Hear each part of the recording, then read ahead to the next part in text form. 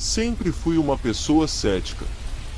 Não acreditava em superstições, muito menos em rituais ou invocações.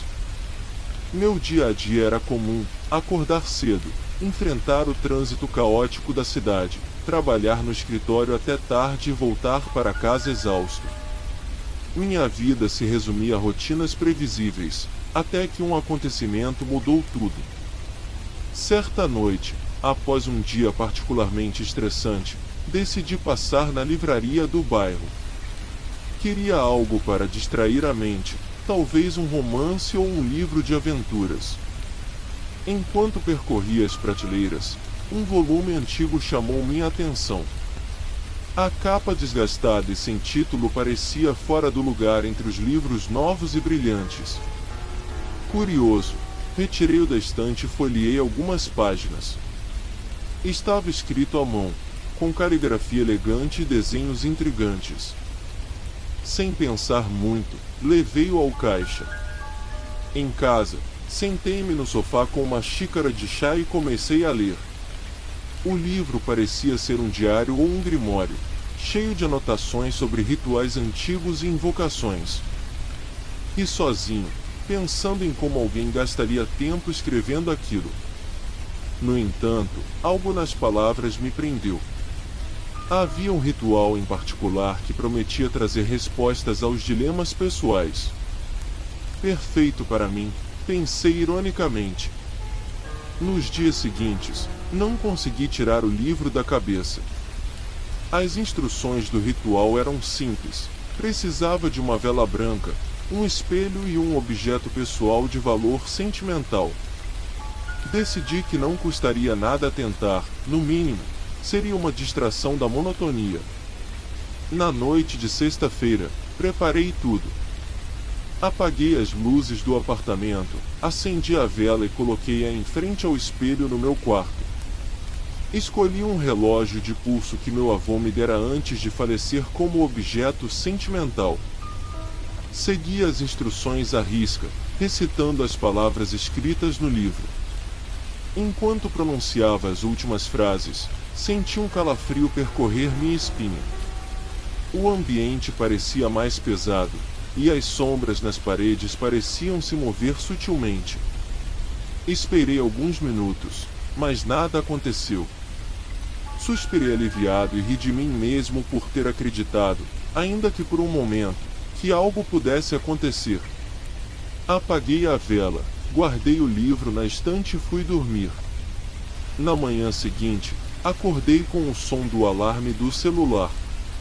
Olhei para o relógio de pulso na mesa de cabeceira, mas notei que os ponteiros estavam parados. Pensei que a bateria havia acabado, embora fosse novo.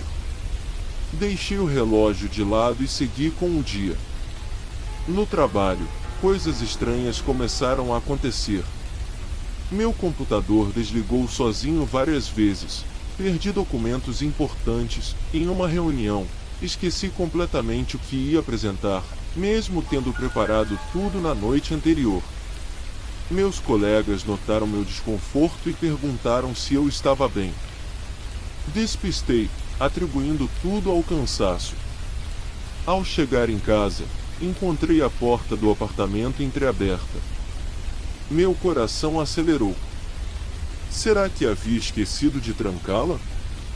Entrei cautelosamente, mas tudo parecia no lugar, exceto pelo livro. Ele estava aberto sobre a mesa da sala, na mesma página do ritual que havia realizado. Tive certeza de que o havia guardado na estante. Fechei o livro e o guardei novamente, desta vez no fundo de uma gaveta. As noites seguintes foram perturbadoras. Tive pesadelos vívidos nos quais estava preso em um lugar escuro, ouvindo sussurros incompreensíveis. Acordava suado, com a sensação de que não estava sozinho no quarto. Uma madrugada, levantei-me para beber água e, ao passar pelo corredor, vi uma sombra se mover rapidamente pelo canto do olho. Acendi todas as luzes, mas não havia nada. Decidi que era hora de me livrar do livro. Levei-o até uma lixeira distante e o joguei fora. Senti-me aliviado, como se um peso tivesse sido removido de meus ombros. No entanto, o alívio durou pouco. Naquela noite, ao chegar em casa, encontrei o livro novamente sobre a mesa da sala. Meu sangue gelou. Como isso era possível? Tremendo, abri o livro e vi que havia novas anotações, escritas com uma caligrafia que não era minha. As palavras diziam: "Não pode escapar." Desesperado, liguei para meu amigo Marcos, que sempre foi interessado em assuntos esotéricos. Contei-lhe tudo, esperando que ele tivesse uma explicação racional. Marcos ouviu atentamente e sugeriu que talvez eu tivesse despertado algo que não compreendia. Propôs que consultássemos uma pessoa conhecida por lidar com o oculto. No dia seguinte, encontramos Dona Helena, uma senhora de olhar penetrante e voz serena. Ela examinou o livro cuidadosamente. "Este não é um livro comum", disse ela. "Contém rituais antigos, alguns deles perigosos para quem não sabe o que está fazendo." Expliquei que só havia realizado um ritual simples, mas ela balançou a cabeça. "Às vezes, os rituais mais simples abrem portas que não podem ser fechadas facilmente." Perguntei o que podia fazer para reverter aquilo. Ela sugeriu um contrarritual, mas avisou que seria arriscado. Precisaria seguir as instruções exatamente, mesmo assim, não havia garantias. Sem opções, decidi tentar. Naquela noite, preparei tudo conforme as orientações de Dona Helena. Acendi velas ao redor de um círculo desenhado com giz, coloquei o relógio de pulso no centro e comecei a recitar as palavras que ela havia fornecido. O ar ao meu redor parecia vibrar, e as chamas das velas tremulavam violentamente. De repente, todas as velas se apagaram ao mesmo tempo, mergulhando o quarto na escuridão. Um silêncio sepulcral tomou conta do ambiente. Tentei mover-me, mas meus pés pareciam presos ao chão. Uma figura sombria começou a se formar diante de mim, emergindo das sombras. Não tinha rosto, mas senti seu olhar fixo em mim. "Você me chamou", uma voz sussurrou, ecoando dentro da minha mente. Tentei gritar, mas nenhum som saiu. A figura estendeu uma mão na minha direção. Senti uma dor aguda no peito, como se algo estivesse sendo arrancado de dentro de mim.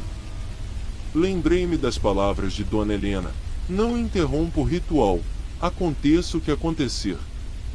Com esforço, continuei recitando as palavras, minha voz trêmula e fraca. A figura hesitou, e as sombras ao redor pareceram recuar. As velas acenderam-se novamente, e a figura desapareceu tão rapidamente quanto havia surgido. Caí de joelhos, ofegante. O quarto voltou ao normal, mas a sensação de que algo estava errado persistia.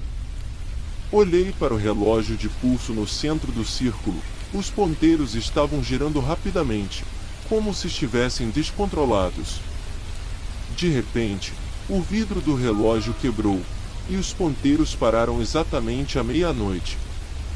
No dia seguinte, acordei exausto, mas aliviado. Talvez tudo tivesse acabado. Porém, ao chegar ao trabalho, ninguém parecia me notar. Cumprimentei meus colegas, mas eles não responderam. Toquei no ombro de uma colega, mas ela não reagiu. Era como se eu não existisse.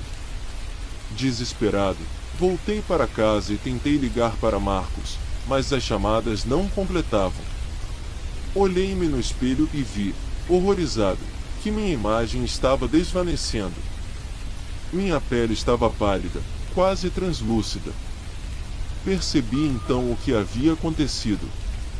No esforço de fechar a porta que havia aberto, acabei trancando a mim mesmo do outro lado. Não estava mais no mundo dos vivos, mas preso em um limbo entre realidades. Agora, Vago pelas ruas, invisível, intangível. As pessoas passam por mim sem notar minha presença. O tempo parece não ter significado. Carrego comigo o relógio quebrado, os ponteiros eternamente marcando meia-noite, um lembrete constante do erro que cometi. Se pudesse voltar no tempo, nunca teria aberto aquele livro, nunca teria brincado com forças que não compreendia. Mas é tarde demais. Estou condenado a esta existência vazia, observando o mundo seguir sem mim. E o livro? Ele aguarda silenciosamente por sua próxima vítima, pronto para atrair outro curioso e incauto.